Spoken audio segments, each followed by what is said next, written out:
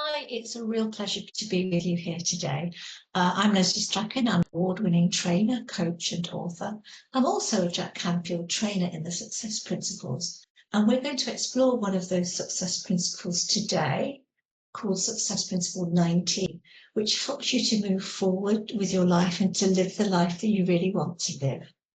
If you don't yet have a copy of Jack Canfield's book called The Success Principles, I would highly recommend that you get a copy for yourself and anyone else in your household. I've been using the Success Principles now since 2012. During this time, I've discovered my purpose in life and discovered the steps necessary to achieve anything you want. I coach people around the world now and absolutely love my job. So today I'm here to help you move step by step towards getting the life and career you will love. So let's get started. So feedback. This is success principle number 19, and it's about getting and obtaining and using feedback to your advantage. Now, there are two kinds of feedback you might encounter: negative and positive, and perhaps even constructive. We tend to prefer the positive, that is, results, money, praise, a rise, a promotion, satisfied customers, awards, happiness, inner peace, intimacy, pleasure. It feels better, doesn't it? It tells us that what we call in our Canfield methodology, it's called on course, that we're doing the right thing. We tend not to like negative feedback, but it is really quite good to get it. So negative feedback can be something like a lack of results, little or no money, criticism, poor evaluations, being passed over for a raise or a promotion, complaints, unhappiness, inner conflict, loneliness and pain. However, there is as much useful data in negative feedback as there is in positive feedback. It tells us that we are off course, headed in the wrong direction. We're doing the wrong thing.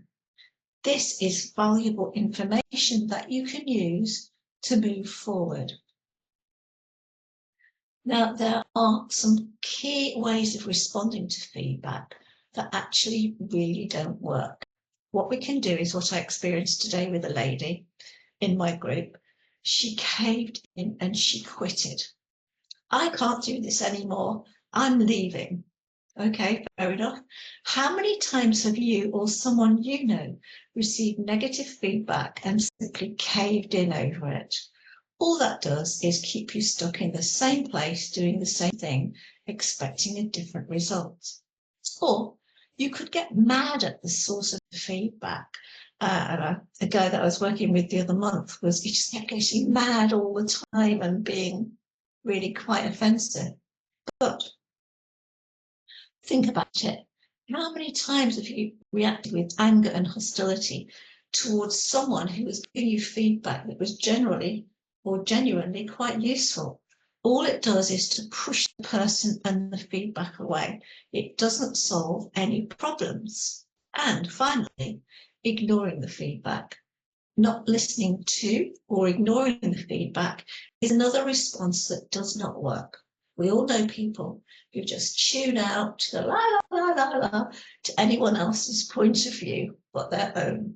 They are simply not interested in what other people think. They don't want to hear anything or anyone, just not interested in what they have to say at all.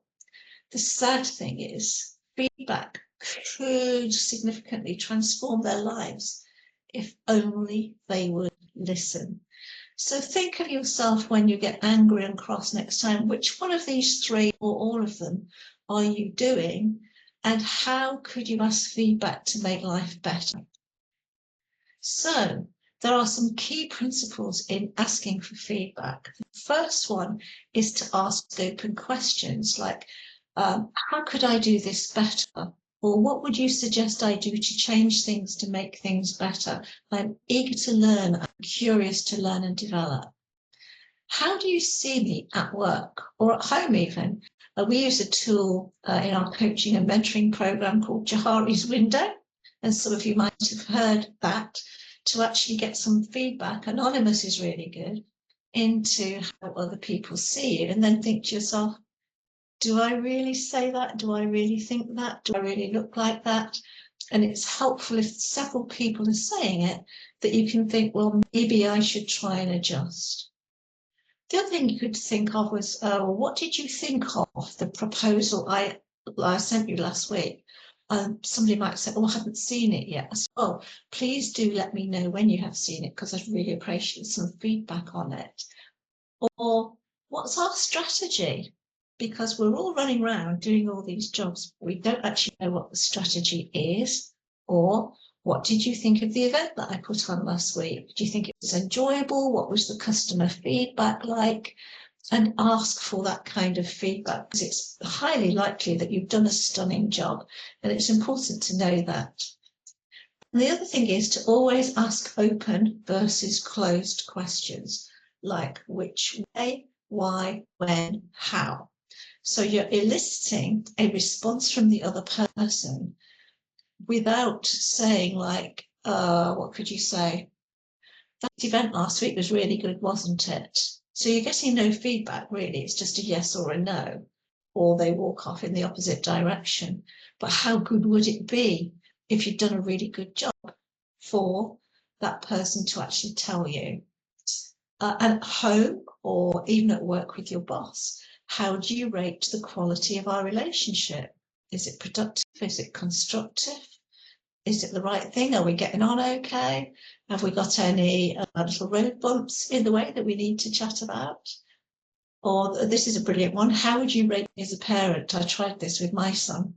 It was very positive, I have to say. So don't be afraid to ask those things, especially when they're getting a bit older. So by asking for feedback, feel the fear and do it anyway. What we haven't done in this particular YouTube video is we haven't shared the conversations that we have in my open office hours, which is currently on a Friday at 1 o'clock, because people share some very private and intimate stories, which we wouldn't want to have on the internet. But suffice to say, if you use some of these tools like some of our attendees did last week, you will find solutions to hiccups along the road that you didn't think you could find solutions to. So it's quite good to actually practice this. When I get cross and angry, or I really want to get my point across, I use what we call the GROW model, GROW, and I construct my response, my questions, and actually have that in front of me and refer to it throughout the meeting if I'm particularly needing to get over something that's really bothering me. It works really, really well. Okay, so you have nothing to lose and everything to gain by asking for feedback. So, as always with our training, we're going to ask this question: what will you ask feedback on this week? It could be your kids, it could be your spouse, it could be your boss, it could be a co-worker, another multicultural team that you work across, or a cross-functional team that you work in. Try and get everybody's thoughts together. And if perhaps things aren't clear to you from the senior management team, for example, ask for clarification, ask for feedback. Why are we doing this? Is it within corporate strategy? I don't know. That's for you to find out. So note down what you're going to do this week and start preparing, perhaps using the GROW model, and pick one of them. And one way of reducing that feeling and the fear of actually going to ask for feedback. Practice your little speech, whatever you want to call it, every day, and then take your notes into the meeting with you to help you stay focused on asking for feedback. And remember, open questions all the time. So what's next for you? First off, thank you for watching this video, and for those who have joined us live on a Friday, thank you as well. You could book an exploratory call with me. If you go onto lesliestrachan.com, there is a button that you can press to just ask me about stuff and just have a 30-minute free consultation there. Or you can find out more about my life coaching courses on lesliestrachan.com. There's an adults course link there. It will help you to develop a lot of the skills that you actually need for personal development to enhance your knowledge, skills and behaviours. So this is me. I'm Leslie Strachan at Leslie Strachan Coaching, because everyone can find direction in life. Thank you so much for joining me today. I really appreciate you taking the time.